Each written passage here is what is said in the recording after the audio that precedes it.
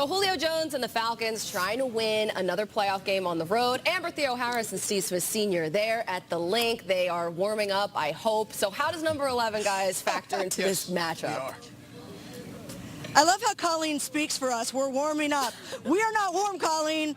There's nothing warm about this situation, although the sun did just come out, so that's good news. You know what? The Philly fans are starting to come out. Yes, They're already right behind us.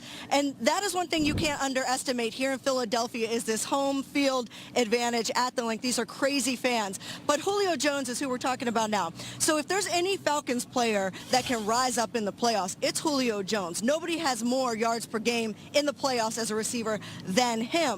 And he's going up against a suspect defensive secondary. So how can he take advantage of that? Well, first of all, there's no secondary that can shut him down. He catches against double team. He outjumps 3 defenders at once. He is always getting the ball, and he's very efficient. And he just is that grown man as a wide receiver.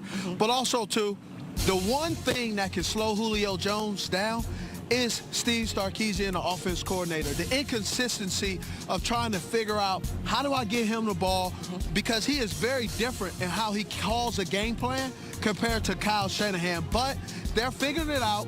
It's not the same rhythm that Kyle Shanahan. So this offense is different when you compare them to last year, and that's all we could compare them to is last year, and that's why it looks different. But here we are, game 18, and you're pretty much saying they're still working out the kinks and that the offensive coordinator could slow down their best receiver? Yes, because that offense coordinator, Steve Sarkisian, is like a Samsung guy, and Kyle was an Apple guy, and you're still calling, you're still text messaging, you're still doing that stuff, but they're just 2 different systems, and so he's learned that system. You will see a better situation next year because he'll have another year in there, and you'll start to see him implement his own offensive plays as well.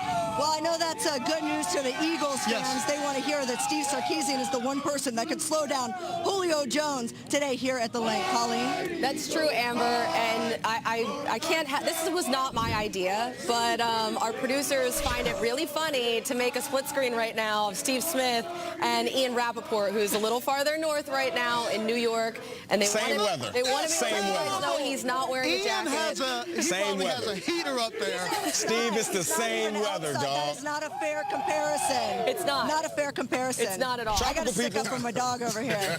Tropical people.